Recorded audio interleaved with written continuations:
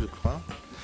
Mais ce qui est intéressant, c'est le cheminement, je crois, autour de ce projet, puisque dans le cadre de Sostenuto, on a eu envie, désir, souhait d'organiser pas mal de moments de confrontation publique. Donc la première importante a eu lieu à Ljubljana, on en a parlé un peu hier, dans ce forum qui s'appelait Ready to Change, et où là, déjà, on avait commencé à confronter ce que je vais vous introduire, moi, de mon côté, c'est-à-dire peut-être que du côté des sciences humaines, ces visions-là peuvent ou se compléter ou se contredire. En tout cas, en ce moment, il y a un mot tout à fait important qui a disparu du vocabulaire, qui est le terme de disputio. Le disputio, on ne fabrique les idées que quand on les confronte et qu'elles, des fois, s'affrontent.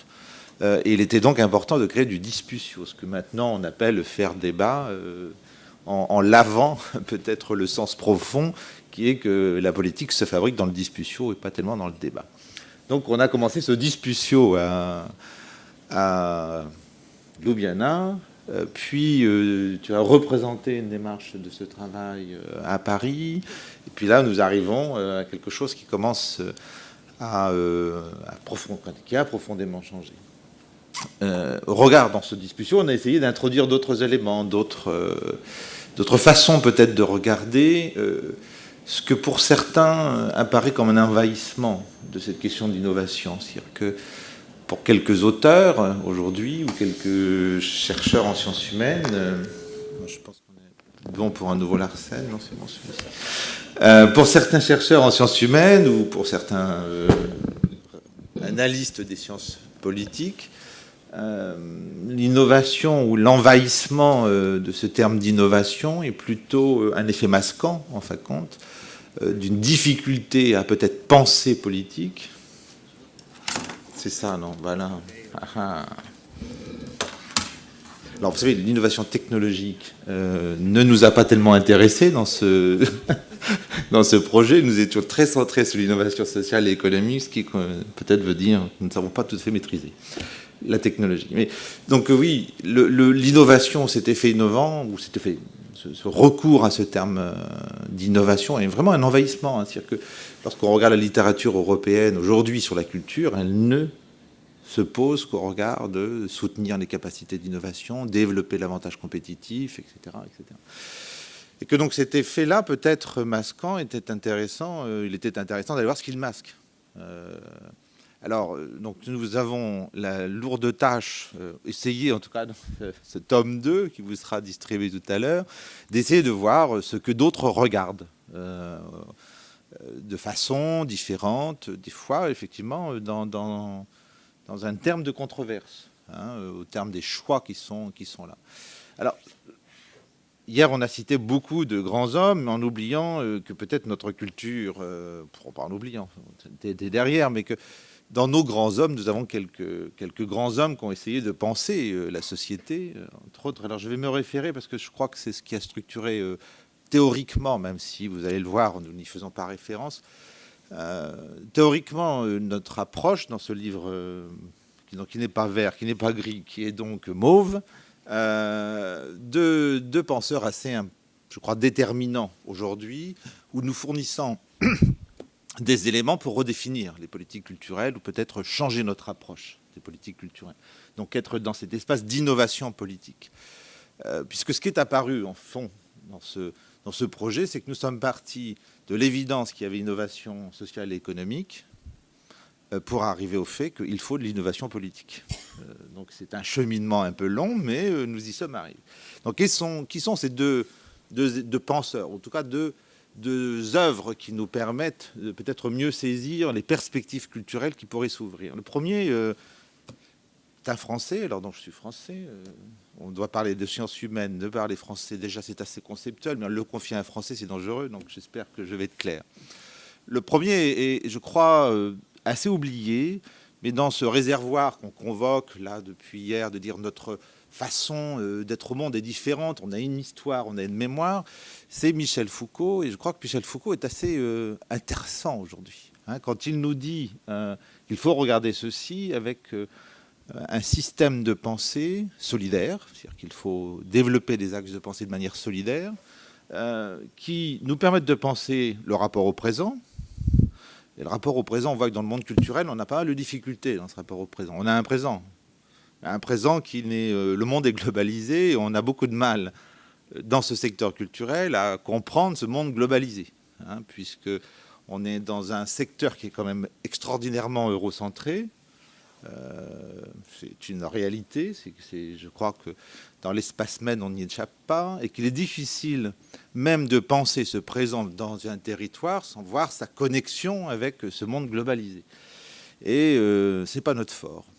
C'est ni notre fort en termes de pensée territoriale. Souvent, on est dans un territoire et on oublie de regarder comment ce territoire est déployé dans le monde. Et c'est ni notre fort du côté de nos productions artistiques qui souvent sont très retournées vers notre culture européenne. La deuxième chose que nous dit Foucault, et je crois que c'est intéressant, c'est qu'en Europe, on a développé un certain mode d'être historique. C'est ce que l'on voit. Peut-être pas celui de la mémoire accumulative. Celui qu'il nous propose, c'est quelque chose qui est de penser la modernité. C'est-à-dire que tout ceci, ou tout cet rapport constructif et accumulé autour de l'histoire européenne, c'est évidemment complètement inversé, rompu avec l'émergence de la modernité européenne. Alors, on peut dater de l'époque des Lumières ou on peut dater un peu différemment, mais que ce mode de rapport d'être historique, alors avec la profondeur du concept, c'est-à-dire une façon d'exister dans l'histoire, une façon de mobiliser l'histoire, est quelque chose de tout à fait déterminant dans ce moment. Et la troisième chose qui est peut-être la plus compliquée en fin de compte, c'est qu'il faut trouver le moyen de la constitution de soi-même, le moyen d'être un sujet autonome. Et que particulièrement dans cette Europe, ce que nous avons fabriqué, c'est un système politique qui vise à ce que nos concitoyens soient des sujets autonomes, qui se pensent en tout cas comme sujets autonomes. Alors avec des systèmes politiques qui se construisent, la démocratie, tout un ensemble de choses. Ça, je crois qu'on voit dans ce livre un petit peu cette tentative, plus ou moins conceptualisée, plus ou moins claire, de dire ce qui est devant nous ne peut s'analyser que dans une cumulation de ces trois plans d'approche. Un mode d'être historique, un mode d'être au présent et un mode d'être sujet. Alors ça, c'est mis en œuvre dans les laboratoires. On l'a vu hier, on peut là, je théorise un tout petit peu, mais c'est en fin de compte tout à fait concret. Hein. C'est l'autonomie, ça se travaille en plantant des légumes dans un jardin, comme on l'a vu hier. Deuxième auteur qui est intéressant et qui, je crois, peut-être dans l'espace de pensée francophone un peu en arrière-plan et dans l'espace de la pensée culturelle européenne encore plus en arrière-plan, c'est Stuart Hall. Stuart Hall est un penseur anglo-saxon, père des Cultural Studies, qui dit « ça ne fonctionne pas comme on croit non plus, quand même, tout ça ». Si on regarde, par exemple, ce que lui appelle la culture noire, Stuart Hall était jamaïcain, travaillait beaucoup à Londres et a été... celui peut-être qui a essayé de comprendre comment, à travers l'affirmation culturelle, la communauté noire, telle qu'il l'appelait, s'est formée une culture de communauté, mais a surtout utilisé cette culture de communauté pour passer à une position d'acteur, avec ce qu'il appelle au passage la perte de l'innocence, c'est-à-dire qu'on n'était plus sujet, objet culturel d'un monde occidental, on devenait acteur, et que c'est bien compliqué d'être acteur. C'est une clé importante, parce qu'il pose la construction culturelle non plus dans un rapport de marché, il pose la question de la construction culturelle dans un rapport de collectivité, du rapport du sujet à sa collectivité. Et que pour lui, c'est le ressort, que tout découle de ça. Je fais ces deux introductions parce que vous allez voir dans ce livre vert, en fin de compte, qu'est-ce qui est dit. Il est dit qu'il y a quand même un risque de marchandisation majeure en ce moment et qu'il faut peut-être penser des politiques qui soient des éléments de réponse à ce risque de marchandisation de la culture. Et que si on regarde la politique culturelle européenne, elle va plutôt dans le sens d'appuyer ce que toutes les politiques culturelles nationales font, appuyons la fabrication des artefacts, qu'ils soient matériels ou immatériels. Ça veut dire Contribuons à une structuration des marchés, contribuons à un rapport d'échange autour de la culture qui soit basé sur l'artefact. Alors qu'il soit dans l'espace social en échange gratuit ou qu'il soit en échange monétarisé. Ce que proposent ces deux auteurs, c'est qu'il faut regarder la chose autrement et que peut-être il faut retrouver des tropismes aux politiques culturelles très, très différentes. Non plus basées sur l'artefact, mais basées sur la personne ou basées sur la constitution de l'être autonome pour Foucault ou de l'être en communauté pour Hall, et que ça change radicalement toutes nos entrées politiques.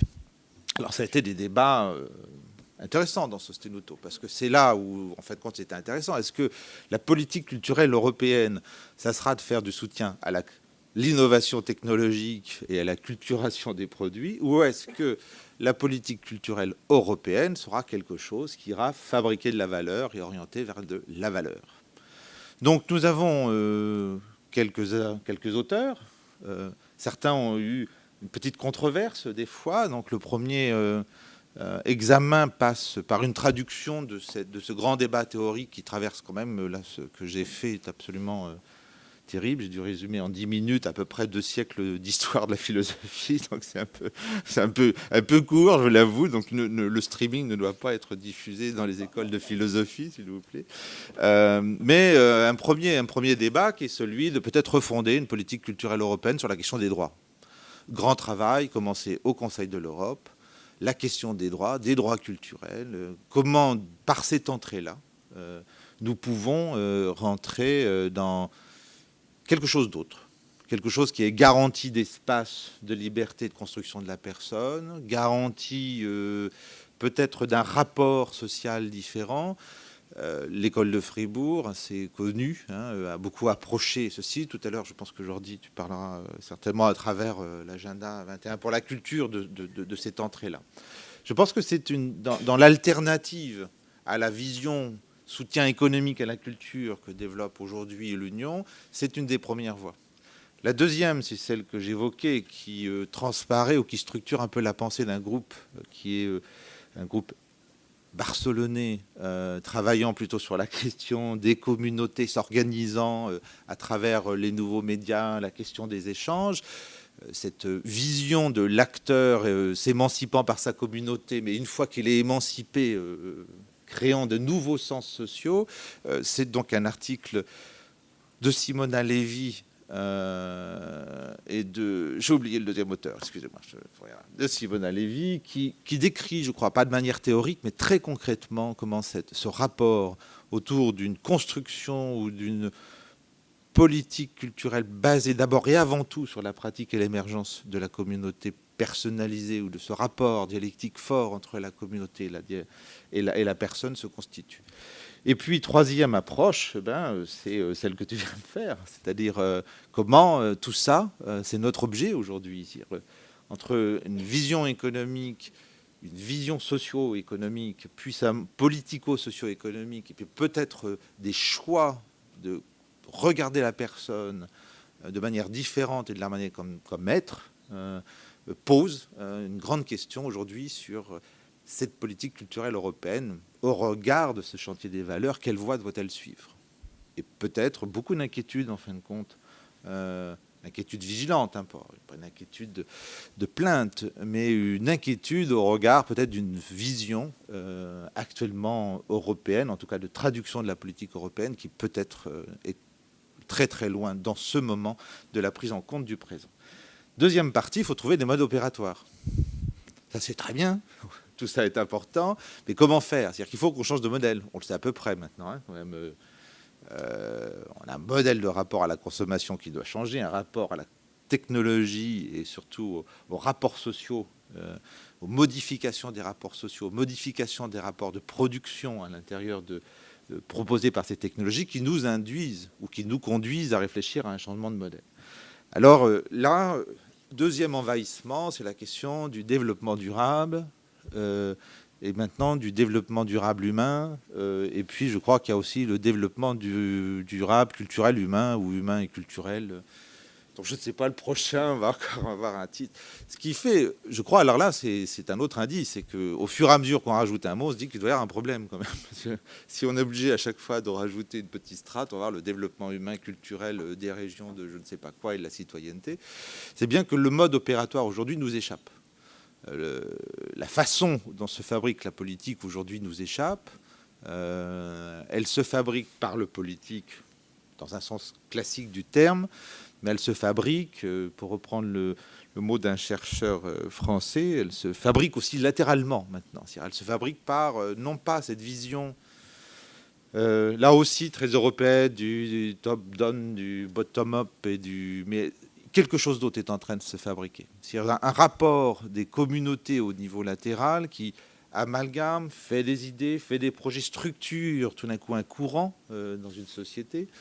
Ce courant est flexible, change, les communautés éclatent. Tout à l'heure, Raoul parlait de ce mécanisme des hackers ou de comment l'individu compose avec des structures de coopération. Vous savez qu'aujourd'hui, quelques événements du Sud se sont beaucoup passés à travers ces mécanismes-là. Donc la politique se fabrique autrement et nous induit à réfléchir tant au mode opératoire politique, ce qu'on appelle aussi là, en termes techniques ou technocratiques les questions de gouvernance, et les modes ou les façons de conjuguer peut-être différents domaines ou d'essayer d'avoir de la transdisciplinarité dans nos approches. Alors on a demandé à 2 auteurs, là aussi, de voir ceci. Donc un premier papier, c'est de faire un peu une tableau de ces développements culturels humains durables, voilà, avec les modèles, les questions que ça pose, les impasses, me semble-t-il. Et puis un deuxième papier dit que tout ça, c'est quand même à l'œuvre. Et c'était intéressant dans l'espace MED de dire c'est à l'œuvre, et dans l'espace MED, il y a quand même... c'est difficile à représenter mentalement l'espace MED. C'est pas la Méditerranée, hein, parce que ça ne concerne qu'un espèce d'arc du nord de la Méditerranée, et puis ça convoque pas très bien un endroit de cet arc-là qui est les Balkans avec des choses un peu particulières dedans. Et donc ça nous semblait intéressant de demander à un chercheur, en tout cas une chercheuse, si on peut le dire ainsi, de faire un peu le point sur les pratiques artistiques et culturelles dans l'espace des Balkans et qu'est-ce qui s'est structuré à travers ces pratiques-là, qu'est-ce qui a fabriqué de la politique là-dedans. Pas la politique fabriquée par les politiques des Balkans, ça vous la connaissez, elle n'est pas d'une grande, pas toujours très lumineuse, cette politique, mais justement des acteurs ont commencé à fabriquer autre chose, et c'est intéressant de voir que tout ça n'est pas un modèle théorique qui serait bien dans de l'approche méthodologique. On est dans une observation des terrains, observation des pratiques, et de ce côté de ces choix, c'est-à-dire comment changer les modèles politiques, comment replacer des tropismes différents dans nos politiques, des acteurs, des groupes, des artistes sont agissants. C'est un peu l'idée. Voilà un peu la nature du débat ou de la controverse. Alors elle commence, ou elle est pas elle commence pas d'ailleurs. On est dans une étape d'une controverse, on va dire depuis quelques siècles, mais là dans ce moment européen, on va dire assez vive, et qu'il est intéressant de questionner l'ailleurs dans cette controverse. C'est-à-dire que hier, on parlait un peu de ce lien avec l'Afrique, on se parlait de très rapidement. Peut-être qu'il est aussi important de parler de ce projet européen avec ces personnes qui ne se pensent pas européennes. Peut-être certains vivent dans notre espace européen mais ne se pensent pas européennes. D'autres sont aux marges de l'Europe, d'autres sont loin de l'Europe. En tout cas, apportent un regard et un souhait également sur cette Europe. C'est intéressant de voir que le projet d'Europe n'est pas attendu que par les Européens. Donc quelques collègues, amis pour certains, ont eu très gentiment nous ont répondu qu'est-ce qu'était leur attente d'Europe, des fois pas très, comment dire, assez exigeante. Cette Europe n'est pas à la hauteur, elle n'est pas à la hauteur de son propre projet, et on imagine que conséquemment elle n'est pas toujours à la hauteur dans ses relations, principalement avec l'Afrique. Et par contre, une très forte attente. Donc c'est aussi intéressant de voir qu'une politique culturelle européenne dans un monde globalisé, c'est une politique qui doit s'articuler à l'intérieur et à l'extérieur, dans nos attentes et dans les attentes de nos collègues à l'extérieur, de nos partenaires extérieurs. Et je crois que ça donne une vision assez tendue. Je pense que le débat surtout est à continuer. Là, c'est une édition très très temporaire que vous aurez entre les mains, là, qui sera distribuée. Il faut l'enrichir de ce qui s'est dit déjà et de ce qui se dira tout à l'heure. Et puis il faut surtout trouver les moyens de continuer, je crois, à la fois l'exploration des modèles théoriques ou de capacité à comprendre les circulations, les interactions, d'un point de vue peut-être économique ou éco-social. Et il faut aussi voir que nous sommes des êtres composés d'un ethos, d'un être qui demande peut-être, là aussi, une modélisation, c'est peut-être pas un mot que mes deux auteurs cités aimeraient beaucoup, mais de réfléchir que peut-être ce qui est à l'œuvre, c'est quelque chose qui s'appelle l'humanisation, dans un moment où les process de déshumanisation sont tout à fait conséquents. Donc bonne lecture, et en tout cas on attend vos commentaires. Peut-être on va passer à la suite du programme, non? Comment tu vois ça?